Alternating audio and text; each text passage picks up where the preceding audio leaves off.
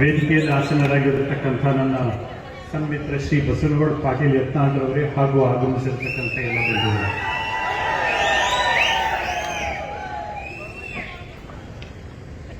ಬಲಿದಾನದ ದಿವಸ ಮದ್ದೂರಿನಲ್ಲಿ ನಾವೆಲ್ಲ ಸೇರಿದ್ವಿ.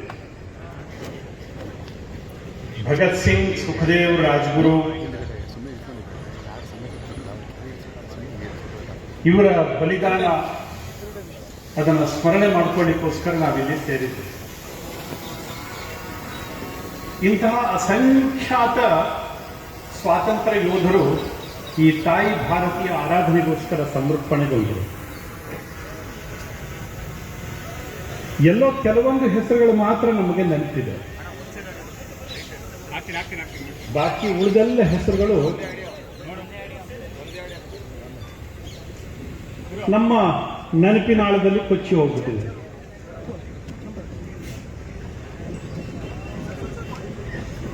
ಸ್ವಾತಂತ್ರ್ಯ ಬಂದ ನಂತರದಲ್ಲಿ ಸ್ವಾತಂತ್ರ್ಯದ ಹೋರಾಟ ಯಾರು ಮಾಡಿದ್ರು, ಯಾರು ಲೀಡರ್ಗಳು, ಇದ್ರ ಬಗ್ಗೆ ಸುಳ್ಳನ್ನ ಮಾತ್ರ ಅರೆದು ನಮ್ಮ ತಲೆಯಲ್ಲಿ ತುಂಬಿದ್ರು. ಚಾಚಾ ಮತ್ತು ತಾತ ಎರಡು ಮಂದಿ ಮಾತ್ರ ಬಿಟ್ಟರೆ ಮತ್ತೆ ಮೂರನೇವ್ರ ಹೆಸರೇ ಯಾರ ತಲೆಗೂ ಹೋಗಿಲ್ಲ. ಉಪವಾಸ ಕುತ್ಕೊಂಡಿದ್ರಿಂದ ಬಂದಿದ್ದಲ್ಲ ಕಣ್ರಿ, ಹೃದಯದ ಬಿಸಿ ರಕ್ತವನ್ನ ಈ ಮಣ್ಣಿಗೋಸ್ಕರ ಸಮರ್ಪಣೆ ಮಾಡಿರ್ತಕ್ಕಂಥ ಸಾವಿರ ಸಾವಿರ ಯೋಧರ ಆ ತ್ಯಾಗ ಬಲಿದಾನದ ಪ್ರತಿಫಲ ನಮ್ಮ ಸ್ವಾತಂತ್ರ್ಯ. ಪುಕ್ಕೋಟೆ ಕುತ್ಕೊಂಡಿದ್ರಿಂದ, ಉಪವಾಸ ಸತ್ಯಾಗ್ರಹ ಕುತ್ಕೊಂಡಿದ್ರಿಂದ ಎಲ್ಲೂ ನಮ್ಗೆ ಸ್ವಾತಂತ್ರ್ಯ ಸಿಗಲಿಲ್ಲ. ಇತಿಹಾಸದಲ್ಲಿ ಇಷ್ಟು ಸುಳ್ಳನ್ನು ಅರೆದು ನಮ್ಮ ತಲೆಯಲ್ಲಿ ತುಂಬಿದ್ರು. ಬ್ರಿಟಿಷರು ಸ್ವಾತಂತ್ರ್ಯವನ್ನ ಕೊಟ್ಟು ಹೋದ್ರು, ಅವ್ರ ಜಾಗದಲ್ಲಿ ಅವ್ರ ಅಪ್ಪ ಇದ್ರೂ ಕೊಡಬೇಕಿತ್ತು. ಆ ರೀತಿಯ ಹೋರಾಟ ಈ ನೆಲದಲ್ಲಿ ನಡೆದಿತ್ತು. ಬ್ರಿಟಿಷರಿಗೆ ಅನ್ಸಿತ್ತು ತಾವು ಹೆಚ್ಚು ದಿವಸ ಇಲ್ಲಿ ಬದುಕೋದಿಲ್ಲ ಅಂತ. ಇದೇ ರೀತಿಯ ದಮನ ದಬ್ಬಾಳಿಕೆ ಈ ಭಾರತದ ನೆಲದಲ್ಲಿ ನಡೆಯೋದಿಲ್ಲ ಅನ್ನುವಂಥದ್ದು ಅವರಿಗೂ ಗೊತ್ತಿತ್ತು. ಬಿಟ್ಟು ಹೋಗ್ಲಿಕ್ಕೆ ಒಂದು ಕಾರಣ ಬೇಕಿತ್ತು. ಯಾವುದ್ಯಾವುದೋ ಕಾರಣವನ್ನು ಕೊಟ್ಟರು, ಒಟ್ಟಾರೆ ನಾವು ಕೊಟ್ಟಿದ್ದೀವಿ ಅಂತ ಮಾಡಿ ಸಂಪೂರ್ಣ ಅಖಂಡ ಭಾರತವನ್ನ ತುಂಡು ಮಾಡಿ ನಮ್ಮ ಕೈನಲ್ಲಿ ಕೊಟ್ಟು ಹೋದ್ರು. ಅವರು ಕೊಟ್ಟು ಹೋಗಿದ್ದು ಅನ್ನೋದಕ್ಕಿಂತ ನಾವು ಕಿತ್ಕೊಂಡಿದ್ವಿ. ಈ ದೇಶದಲ್ಲಿ ರಸ್ತೆಗಳಲ್ಲಿ ತಮ್ಮ ಓಡಾಡ್ಲಿಕ್ಕೆ ಬಿಡೋದಿಲ್ಲ ಜನ ಅಂತ ಅನ್ಸ್ಬಿಟ್ಟಿತ್ತು.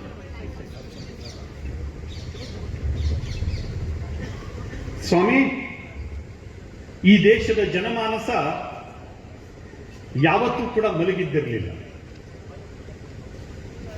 ಇತಿಹಾಸದಲ್ಲಿ ಒಮ್ಮೆ ನೀವು ತೆಗೆದು ನೋಡಿ, ಪುಸ್ತಕಗಳನ್ನ ತೆಗೆದು ನೋಡಿ, ನಾವು ಇಷ್ಟು ವರ್ಷಗಳ ಕಾಲ ಗುಲಾಮರಾಗಿದ್ವಿ. ನಮ್ಮದು ಗುಲಾಮಿ ರಕ್ತ ಅಲ್ಲ ಕಣ್ರಿ, ಗುಲಾಮಿ ಇತಿಹಾಸ ನಮ್ದು ಅಲ್ಲೇ ಇಲ್ಲ, ನಮ್ದು ಹೋರಾಟದ ರಕ್ತ.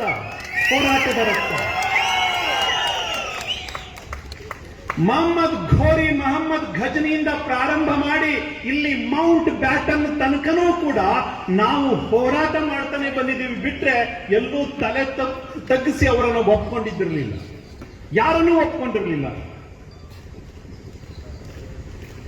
1000 ವರ್ಷಗಳ ಸುದೀರ್ಘ ಹೋರಾಟ ನಮ್ಮದಾಗಿತ್ತು. ಯೋಚನೆ ಮಾಡಿ ಸ್ವಾಮಿ, ಈಗ ಬರಬೇಕಾದ್ರಷ್ಟೇನೆ ನಮ್ಮ ಬಸವನಗೌಡ ಪಾಟೀಲ್ ಜೊತೆ ಹೀಗೆ ಮಾತಾಡ್ತಾ ಬಂದಿದ್ದೆ. ಮಂಡ್ಯ ಅಂದ್ರೆ ಏನು, ಹಳೆ ಮೈಸೂರು ಅಂದ್ರೆ ಏನು ಅಂತ ಹೆಜ್ಜೆ ಇಟ್ಟಿದಾರೋ ಅಲ್ಲೆಲ್ಲ ಅವರು ನವಾಬಗಿರಿ ಮಾಡಿದ್ದಾರೆ. ಮೈಸೂರಿನಲ್ಲಿ ಮಾತ್ರ ಆಗ್ಲಿಕ್ಕೆ ಕೊಟ್ಟಿಲ್ಲ.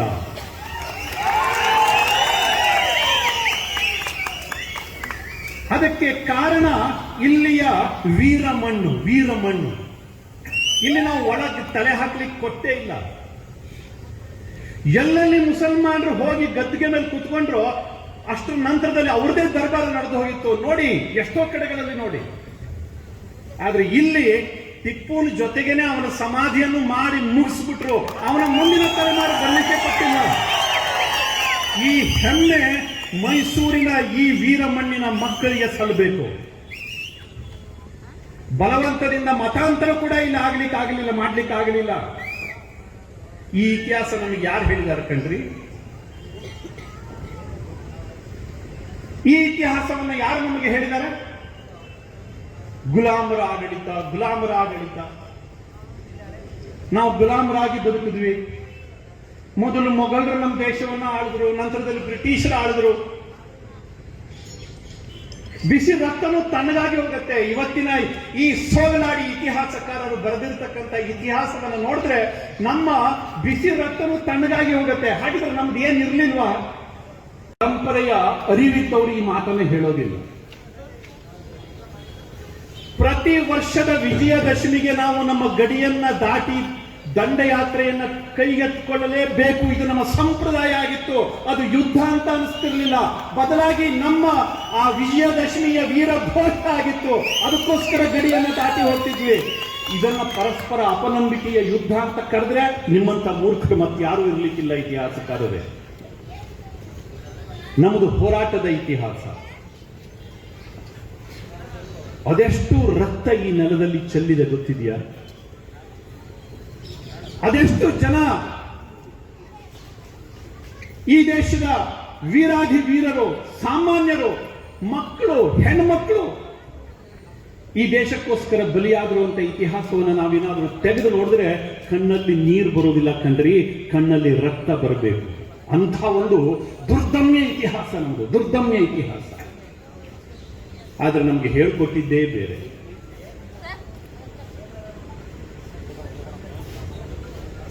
ಚಿಕ್ಕವರು ಇರ್ಬೇಕಾದ್ರೆ ಒಂದು ಸಣ್ಣ ಕಥೆಯನ್ನು ಕೇಳ್ತಿದ್ವಿ. ಒಂದು ಸಿಂಹದ ಮರಿ ಕುರಿ ಮಂದೆ ಒಳಗಡೆ ಸೇರ್ಕೊಂಡ್ಬಿಟ್ಟಿತ್ತಂತೆ. ಅದಕ್ಕೆ ಸಿಂಹದ ಗರ್ಜನೆ ಕೂಡ ಮಾಡ್ಲಿಕ್ಕೆ ಮರ್ತು ಹೋಗ್ಬಿಟ್ಟಿತ್ತು. ಕುರಿ ತರನೇ ಕೂಗ್ತಾ ಇತ್ತು. ಇದೇನು ಸಿಂಹ ಈ ಕುರಿ ಮಂದೆ ಒಳಗಡೆ ಹುಲ್ಲು ತಿಂತಾ ಇದೆಯಲ್ಲ, ಯಾಕೆ ಅಂತ ಅದಕ್ಕೆ ಅನಿಸ್ತಂತೆ.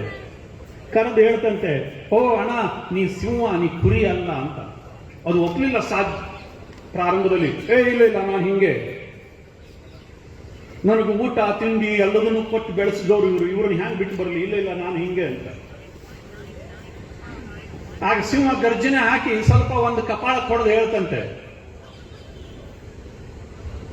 ಕುರಿಗೆ ಯಾರು ಕಪಾಳ ಹೊಡೆದಿರಲಿಲ್ಲ, ಸಿಂಹಕ್ಕೆ ಹೊಡೆದು ಗೊತ್ತು. ಅದಕ್ಕೋಸ್ಕರ ಆ ಸಿಂಹ ಇದಕ್ಕೊಂದು ಕಪಾಳ ಕೊಡದು ಹೇಳ್ತಂತೆ, ಮಗನೇ ನೀ ಸಿಂಹ ಅಂತ. ಅವಾಗ ಇದಕ್ಕೆ ಸಿಟ್ಟು ಬಂತಂತೆ ಅಂತಂತೆ. ಓ ಹೌದು, ನಾನು ಕುರಿ ತರ ಧ್ವನಿ ಇಲ್ಲ, ನಂದು ಸಿಂಹದ ಧ್ವನಿ ಇದೆ, ಏನೋ ಬದಲಾವಣೆ ಇರಬೇಕು. ಹೋಗು ಆ ಕೆರೆಯಲ್ಲಿ ನಿನ್ನ ಮುಖ ನೋಡ್ಕೋ ಅಂತ. ಅಲ್ಲಿ ಹೋಗಿ ನೋಡ್ತಂತೆ, ಹೌದು ತನ್ನ ಮುಖ ಸಿಂಹದ ತರ ಕಾಣ್ತಾ ಇದೆ. ಹನುಮಂತನಿಗೆ ಜಾಂಬುವಂತ ಬೇಕಾಗತ್ತೆ.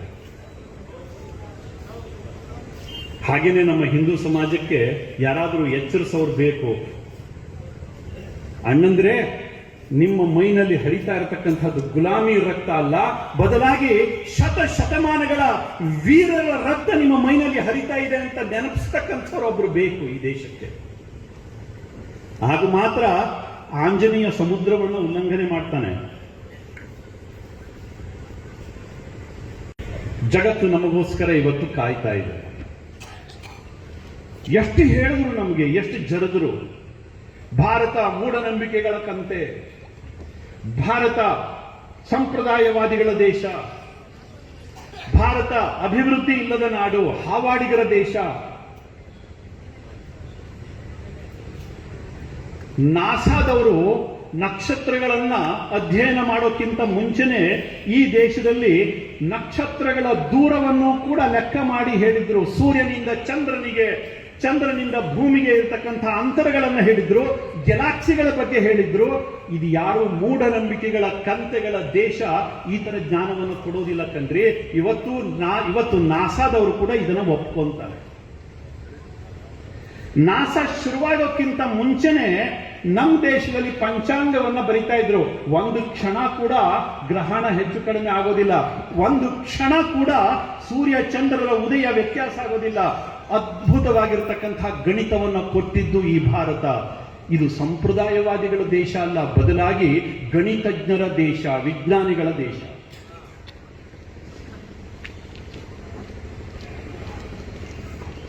ವಿಮಾನವನ್ನು ಹಾರಿಸಿದ್ರು. ಇತಿಹಾಸದಲ್ಲಿ ಓದೋದು, ರೈಟ್ ಬ್ರದರ್ಸ್ ಅವರು ವಿಮಾನವನ್ನು ಹಾರಿಸಿದ್ರು ಅಂತ. ಆದ್ರೆ ಇದೇ ಕರ್ನಾಟಕದ ಶ್ರೀನಿವಾಸ ಶಾಸ್ತ್ರಿ ಮತ್ತು ಶಿವಕರ್ ತಾಲ್ಪಡೆ ಮುಂಬಯಿಯ ಚೌಪಾಟಿಯಲ್ಲಿ 1.5 ತಾಸು ವಿಮಾನವನ್ನು ಹಾರಾಟ ನಡೆಸಿದ್ರು, ಸುಮಾರು 10 ವರ್ಷಗಳಿಗಿಂತಲೂ ಮುಂಚೆ. ರೈಟ್ ಸಹೋದರರು ವಿಮಾನವನ್ನು ಹಾರಿಸೋಕ್ಕಿಂತ 10 ವರ್ಷಗಳಿಗಿಂತ ಮುಂಚೆ ಮುಂಬೈನ ಚೌಪಾಟಿ ಬೀಚ್ನಲ್ಲಿ ವಿಮಾನವನ್ನು 1.5 ತಾಸುಗಳ ಕಾಲ ಯಶಸ್ವಿಯಾಗಿ ಹಾರಾಟವನ್ನು ನಡೆಸಿದ್ರು ಶಿವಕರ್ ತಾಲ್ಪಡೆ. ಅಲ್ಲಿರ್ತಕ್ಕಂಥ ಜನ ಭಾರತ ಮಾತಾ ಕಿ ಜೈ ಅಂತ ಕೂಗ್ಲಿಕ್ಕೆ ಶುರು ಮಾಡಿದ್ರು. ಬ್ರಿಟಿಷರು ಗೋಲಿಬಾರ್ ಮಾಡಿದ್ರು. ಆ ಗೋಲಿಬಾರ್ನಲ್ಲಿ ಶಿವಕರ್ ತಾಲ್ಪಡೆ ಅವರ ಹೆಂಡತಿ ಕೂಡ ಸಾವಿಗೀಡಾದ್ದು. ಅದೇ ದುಃಖದಲ್ಲಿ ಶಿವಕರ್ ತಾಲ್ಪಡೆ ಒಂದು ರೀತಿಯ ಮತಿಭ್ರಮಣೆ ಆದಂಗ ಆಯ್ತು. ಅವರು ಬರೆದಿಟ್ಟಿರ್ತಕ್ಕಂಥ ಆ ಒಂದು ಅಧ್ಯಯನ ಪೂರ್ಣ ವರದಿಯನ್ನ ಇವತ್ತೂ ಕೂಡ ನಾವು ಬ್ರಿಟನ್ನಿನ ಲೈಬ್ರರಿಗಳಲ್ಲಿ ನೋಡಬಹುದು. ಭೂಮಿ ದುಂಡಗಿದೆ ಅಂತ, ಭೂಮಿ ಗೋಲಾಕಾರವಾಗಿದೆ ಅಂತ ಗೆಲಿಲಿಯೋ ಹೇಳಿಲ್ಲ ಕಣ್ರಿ. ಕಳೆದ ಸಾವಿರ ವರ್ಷಗಳಿಗಿಂತ ಮುಂಚೆನೆ ಭೂಮಿ ದುಂಡಗಾಗಿದೆ. ನವಗ್ರಹಗಳಿದಾವೆ, ನಕ್ಷತ್ರ ಲೋಕಗಳಿದಾವೆ, ಗ್ಯಾಲಾಕ್ಸಿಗಳಿದಾವೆ. ಋಗ್ವೇದದಲ್ಲಿ ನಾಸದೀಯ ಸೂಕ್ತ ಅಂತ ಬರುತ್ತೆ, ಸೃಷ್ಟಿ ಸೂಕ್ತ ಅಂತ ಬರುತ್ತೆ. ಸೃಷ್ಟಿ ಹೇಗೆ ಪ್ರಾರಂಭಗೊಂಡಿತು ಇದನ್ನು ಅತ್ಯಂತ ವಿಸ್ತೃತವಾಗಿ ಹೇಳ್ತಾರೆ. ಇವತ್ತಿನ ಬಿಗ್ ಬ್ಯಾಂಗ್ ಥಿಯರಿ, ಜಗತ್ತಿನ ಎಲ್ಲಾ ದೇಶಗಳು ಸೇರ್ಕೊಂಡು ಏನು ಬಿಗ್ ಬ್ಯಾಂಗ್ ಥಿಯರಿಯನ್ನ, ಬ್ಲ್ಯಾಕ್ ಹೋಲ್ ಥಿಯರಿಯನ್ನ ಸ್ಟೀಫನ್ ಹಾಕಿನ್ಸ್ ನಂತಹ ವಿಜ್ಞಾನಿಗಳು ಕೂಡ ಬರೆದಿಟ್ಟಿದ್ದಾರೆ. ಅದಕ್ಕಿಂತ ಸಾವಿರ ವರ್ಷಗಳ ಮುಂಚೆ ನಾಸದೀಯ ಸೂಕ್ತಗಳಲ್ಲಿ ಇದನ್ನ ಹೇಳಿದ್ರು ನಮ್ಮ ಜನ.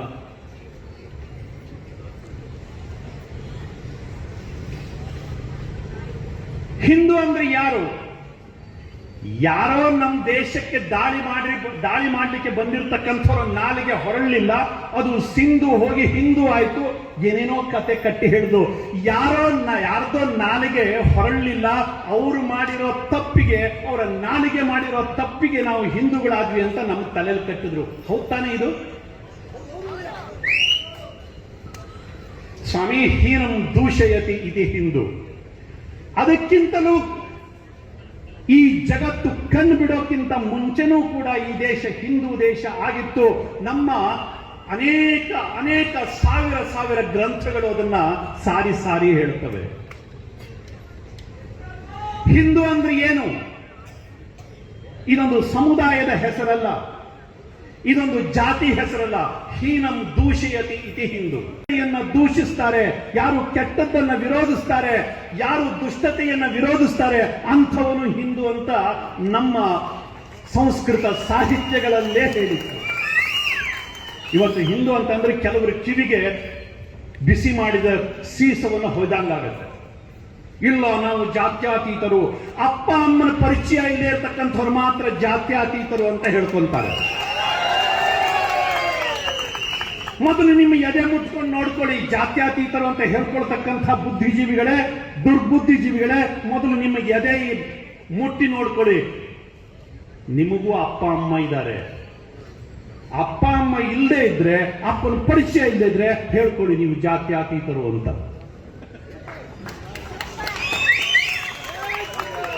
ನಾನಂತೂ ಜಾತ್ಯತೀತ ಅಲ್ಲ. ಇಲ್ಲಿ ಸೇರಿರ್ತಕ್ಕಂಥವ್ರು ಯಾರು ಜಾತ್ಯತೀತರಾಗಲಿಕ್ಕೆ ಸಾಧ್ಯವೇ ಇಲ್ಲ. ಯಾಕೆಂದ್ರೆ ಅವ್ರಿಗೆಲ್ಲರಿಗೂ ಅಪ್ಪ ಅಮ್ಮನ ಪರಿಚಯ ಇದೆ.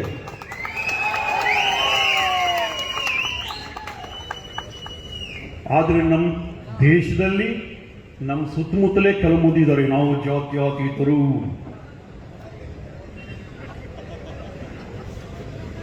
ಎಂತ ಹೇಳ್ಬೇಕಣ್ಣ, ಯಾರಾದ್ರೂ ಬೈದ್ರೆ ನಮಗ್ ತಲೆ ಕೆಡುತ್ತೆ, ಆದ್ರೆ ನಮಗ್ ನಾವೇ ಬೈಕೊಂಡ್ಬಿಡೋದು ನಾವು ಇಂಥ ಮಕ್ಕಳು ಅಂತ. ನನಗೇನು ಗೊತ್ತಿರಲಿಲ್ಲ. ನಾನಿಲ್ಲಿ ಕಾರ್ಯಕ್ರಮ ತನಕನೂ ಬರ್ತೀನಿ ಅಂತ ನನಗೇನು ಗೊತ್ತಿರಲಿಲ್ಲ. ಬಂದು ಕಾರ್ಯಕ್ರಮ ಉದ್ಘಾಟನೆ ಮಾಡಿ ಹೋಗಬೇಕು ಅಷ್ಟೇ ಗೊತ್ತಿತ್ತು ನನಗೆ. ಆದ್ರೆ ಅದೇನೋ ಪ್ರೀತಿ ವಿಶ್ವಾಸ ಇಲ್ಲಿ ತನಕ ಎಳ್ಕೊಂಡ್ಬಂತು. ಒಂದೆರಡು ಮಾತಾಡ್ಬೇಕಾದ್ರೆ ನಮ್ಮ ಬಸವನಗೌಡ ಪಾಟೀಲ್ ಯತ್ನಾಳವರು ಎಲ್ಲರೂ ಬಂದರು. ಅವ್ರು ಹೇಳಿದ್ರು ಇವತ್ತು ಬೆಂಕಿ ಬೀಳ್ತದ್ರಿ ಕರ್ನಾಟಕಕ್ಕೆ ಅಂತ.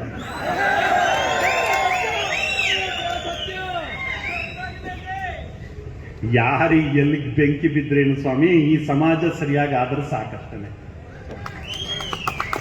ಯಾರ ಗಡ್ಡಕ್ಕೆ ಬೆಂಕಿ ಬೀಳ್ತದೋ, ಯಾರ ಅಂಡರ್ವೇರಿಗೆ ಬೆಂಕಿ ಬೀಳ್ತದೋ ಅಥವಾ ನಾನೇನು ಮಾಡಲಿ.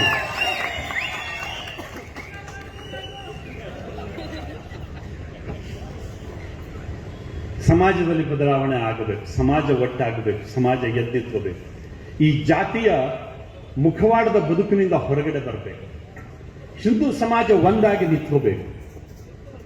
ಈ ಜಾತಿ ನಮಗೆ ನಮ್ಮ ಸಂಪ್ರದಾಯದಿಂದ ಬಂದಿರತಕ್ಕಂಥದ್ದಲ್ಲ, ಬಂದಿರತಕ್ಕಂಥ ಎಲ್ಲೋ ವಿಕಾರ ಇದು, ವಿಕೃತಿ ಇದು.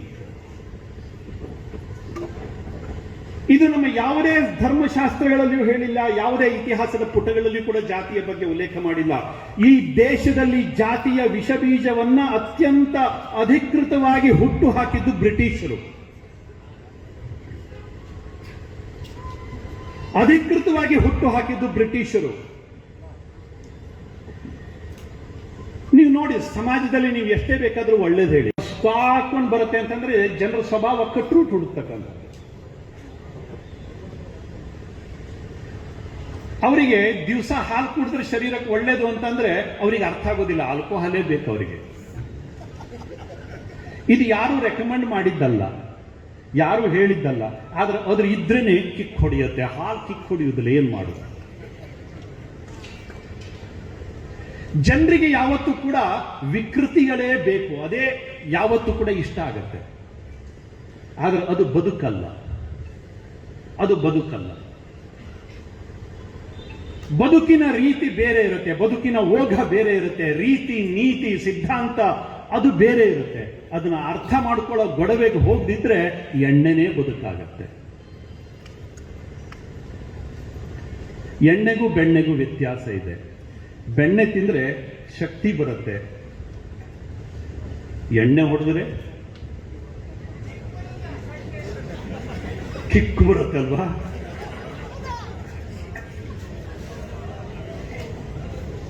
ಜನರಿಗೆ ಯಾವತ್ತೂ ಕೂಡ ವಿಕೃತಿ ತುಂಬಾ ಇಷ್ಟ, ಬೇಗ ಆ ದಾರಿಯಲ್ಲಿ ಹೋಗ್ಬಿಡ್ತಾರೆ. ಈ ಜಾತಿಗಳು ಬಂದಿದ್ದು ಹೀಗೇನೆ. ನಮ್ಮ ಧರ್ಮ ಸಂಪ್ರದಾಯ ಇದರ ಹೊರತಾಗಿ ಯಾವ್ಯಾವ ಕೆಲಸ ಮಾಡ್ತಾ ಇದ್ರು ಅಂಥವರೆಲ್ಲರೂ ಒಂದೊಂದು ಜಾತಿ ಆದ. ಏನೆಲ್ಲ ಕೆಲಸ ಮಾಡ್ತಾ ಇದ್ರು ಅಂಥವರೆಲ್ಲರೂ ಒಂದು ಜಾತಿ ಅಂತ ಪರಿಗಣಿಸಲ್ಪಟ್ಟರು. ಎಲ್ಲಿಯೂ ಕೂಡ ನಮ್ಮ ಜಾತಿಯ ಬಗ್ಗೆ ನಮ್ಮ ಧರ್ಮ ಸಂಸ್ಕೃತಿಯಲ್ಲಿ ಹೇಳೇ ಇಲ್ಲ.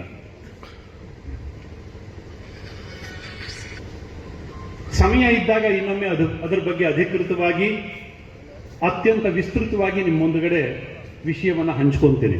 ಆದರೆ ವೇದಿಕೆಯಲ್ಲಿ ಮಾತಾಡಲಿಕ್ಕೆ ತುಂಬ ಜನ ಇದ್ದಾರೆ, ನನಗೂ ಕೂಡ ಸ್ವಲ್ಪ ಮುಂದೆ ಹೋಗಬೇಕಾಗಿದೆ. ಇವತ್ತಿನ ಈ ಒಂದು ಬಲಿದಾನದ ದಿವಸದ ನೆನಪಿನ ಸಮಾರಂಭದಲ್ಲಿ ನಮ್ಮೆಲ್ಲರಲ್ಲಿ ಕಳಕಳಿ ವಿನಂತಿ ಇಷ್ಟೇ, ಅವರ ಬಲಿದಾನ ಯಾವತ್ತೂ ಕೂಡ ವೇಸ್ಟ್ ಆಗಬಾರ್ದು. ಅವರು ತಮ್ಮ ರಕ್ತವನ್ನ ಕೊಟ್ಟು ನಮಗೆಲ್ಲರಿಗೂ ಹಂಚಿ ಹೋಗಿರತಕ್ಕಂತಹ ಸ್ವಾತಂತ್ರ್ಯ ಸ್ವಚ್ಛಂದತೆಯ ಹೆಸರಿನಲ್ಲಿ ಯಾವತ್ತೂ ಕೂಡ ನಗೆಪಾಟಲಿಗೆ ಈಡಾಗಬಾರದು. ಸ್ವಾತಂತ್ರ್ಯದ ಅರ್ಥವೇ ಗೊತ್ತಿಲ್ಲದೆ ಸ್ವಚ್ಛಂದತೆಯೇ ಸ್ವಾತಂತ್ರ್ಯ ಅಂದ್ಕೊಂಡು ಬದುಕ್ತಾ ಇರತಕ್ಕಂಥ ಸಮಾಜ ಇವತ್ತಿದೆ. ಸ್ವಾತಂತ್ರ್ಯದ ಅರ್ಥವೇ ಗೊತ್ತಿಲ್ಲ. ಇದು ಆಗಬಾರದು. ದಯವಿಟ್ಟು ಮುಂದಿನ ದಿನ ನಮ್ಮದು ಬೆಳಕಿನ ದಿನಗಳಾಗಿರಲಿ. ಯಾರು ನಮಗೆ ದಾರಿ ತೋರಿಸಿ ಹೋಗಿದ್ದಾರೆ ಅವರ ಬದುಕಿನ ಬೆಳಕಿನಲ್ಲಿ ನಮ್ಮೆಲ್ಲರ ಬದುಕು ನಡೆಯುವ ಹಾಗಾಗಲಿ ಅಂತಕ್ಕಂಥ ಒಂದು ವಿನಮ್ರ ವಿನಂತಿಯನ್ನು ಮಾಡಿಕೊಳ್ತಾ ಹೆಚ್ಚು ಮಾತಾಡಿದ್ದಿದ್ರೆ ದಯವಿಟ್ಟು ಕ್ಷಮಿಸಿ. ಸಮಯ ಆಗಿದೆ. ಅದಕ್ಕೋಸ್ಕರ ವೇದಿಕೆಯಲ್ಲಿರ್ತಕ್ಕಂಥ ಇನ್ನಿತರ ಎಲ್ಲ ಹಿರಿಯರಿಗೆ ನಾನು ಕ್ಷಮೆಯನ್ನು ಕೇಳ್ತಾ ಅವರಿಗೋಸ್ಕರ ವೇದಿಕೆಯನ್ನು ಬಿಟ್ಟುಕೊಡ್ತಾ ಇದ್ದೀನಿ. ಕರೆದು ಎರಡು ನುಡಿಗಳನ್ನು ಹಂಚಿಕೊಳ್ಳಿಕ್ಕೆ ಅವಕಾಶ ಕೊಟ್ಟಿರತಕ್ಕಂಥ ಸಂಘಟಕರಿಗೆ ಹೃತ್ಪೂರ್ವಕ ಅಭಿನಂದನೆಗಳು, ಧನ್ಯವಾದಗಳು. ವಂದೇ ವಂದೇ ವಂದೇ ಭಾರತ್ ಮಾತಾ ಕಿ. ನಿಖರ ಸುದ್ದಿ, ಸದಭಿರುಚಿಯ ಕಾರ್ಯಕ್ರಮ. ನೀವು ನೋಡ್ತಾ ಇದ್ದೀರಾ ಕಹಳೆ ನ್ಯೂಸ್, ಸಮಾಜದ ಜಾಗೃತಿಗಾಗಿ ವಸ್ತುನಿಷ್ಠ ವರದಿ.